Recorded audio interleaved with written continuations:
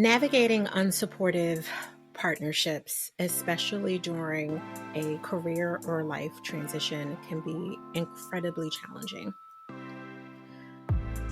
It impedes your progress and absolutely impacts your feeling of being alone. When you feel alone, which loneliness, as we know, is an epidemic, there can be all different layers of stress and challenges that happen not only in our nervous system, but that overflow in our productivity, our ability to be innovative, our ability to be sustainable in the things that we actually want to sustain. Welcome to the Balance Bully podcast for ambitious women in business and a few brave men. I'm your host, Naketa Ren Thigpen. Continuing with our series in the alignment exit, I want to make sure that if you haven't heard episode 1 of this 4 or 5 part series, I think we're going to do 5 parts. It was really about giving yourself more air. And we walked through what air stood for, the audit, the investigation, and the repositioning or realignment, however you want to see it, of those relationships that are impacting your ability to breathe more air and have more spaciousness. And moving forward and looking at how having more air can allow you to be more innovative, more creative, more productive in so many different ways. Sometimes those innovations and creativity and productivity lead us to want to do things differently, which can either energetically attract a transition for us.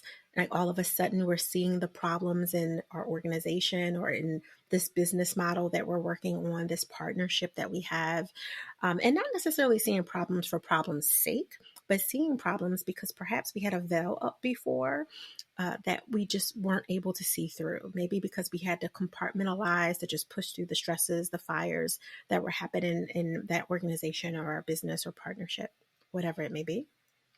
Well, now that we have more air, the veil is coming down a bit, right? And the fog is lifting. We can see more clearly, which means now we're seeing not only great things and possibilities, but we're also seeing some of the things that we were dealing with that perhaps we shouldn't have needed to deal with. And in looking at that, and we decide to transition to do something different, just do it a different way. This might be a completely different career, a completely different business model, a completely different business, a new business, a new way to partner, a new way that you want to have that process of partnering professionally or personally. And you're seeing that now it's time to do different. And you're communicating that this difference is needed and what this difference can look like, because that is key. You do have to communicate it. No one is playing mind games and trying to figure out what you're thinking because you've evolved and you've stepped into this new space. Doesn't mean that the people who were in the other space with you prior understand it all of a sudden. So there's going to take some clear, transparent communication, sharing where your head is at around it, not necessarily over explaining your why of your transition, although based on your relationship with those people or persons, it could be supportive in their understanding, but really focusing on the what, right? This is what I'm doing now, and I would like support around it. Being able to transparently communicate that is first, but after you've done that and maybe given a little cushion, a little grace for their processing time, and perhaps that looked like you had to explain it again, once or twice, maybe from a different angle.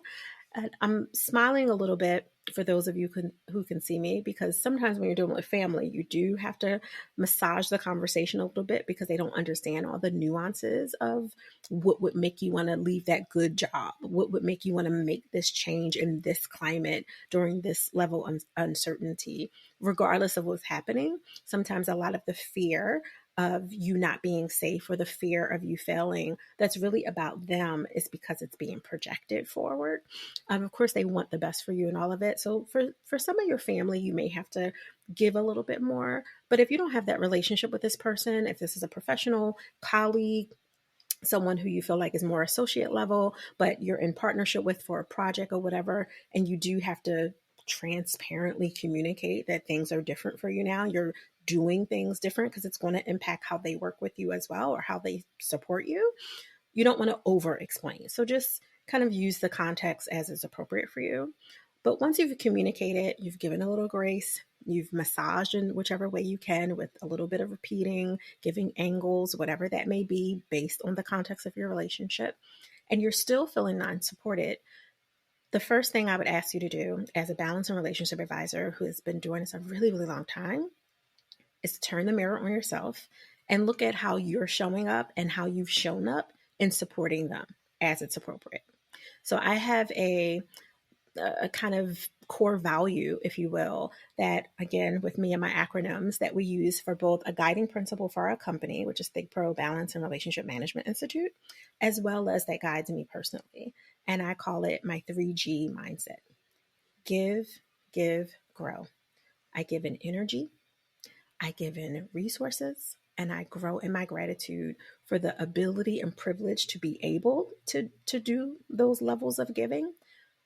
But I don't go broke emotionally, financially, in my physical energy from an exhaustive perspective in terms of overgiving, over showing up, over delivering, because I've done all that. I've been the first partaker of doing it all wrong, even knowing how to do it correctly. Because sometimes that nuance of people pleasing that might be embedded in you because you were raised that way, or perhaps you were nurtured that way, or you just didn't know another way, and that has been your part of your survival default to people please in that way, which may not be across the board completely, but in this particular way can show up when you're not really sure or you're navigating this uncertainty. And then people get trained to expect that you're always going to show up that way. So it becomes your job to show up for them that way, to overgive in that way, to always be the one that they can leverage, that they can take advantage of, that they can utilize in that way. They may not use terms like leverage, right?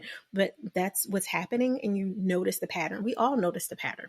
It might take us a little while. I can be a little slow on the uptake when it comes to shade because I just don't step into the world seeing people as mistrusting and shady and, wanting to take advantage. But once I wake up, it's like Neo in the Matrix. Once you see it, you can't unsee it, right? So making sure that you're aware of how you've shown up for people. What have you trained them to expect from you? And once you're clear on that as part of your mindset recalibration, and you can borrow the 3G mindset if you want: give, give, grow, energy, time, which includes your resources, time and resources, and then grow in your gratitude. Now, growing in your gratitude doesn't mean that there's not an expectation to be treated fairly, safely, to have mutual respect, and in some cases where it's appropriate, reciprocity, which might look like a different version of the give of time, energy, and resources. But you should feel that everyone in your ecosystem of relationships, personally and professionally, is adding value to you in some way, right? And being really clear what that is. And you can go back to this episode previously where we're talking about the weight of some of those challenges that are coming up and looking at those relationships that were misaligned and how that can add weight. And you can look at the entry point of having more intimate conversations with people. Are you also having intimate conversations with people? Looking at the dining room, which again, if you stay to the end of the series, you'll get the whole strategy. So you'll have some real clear markers of where you can put people in.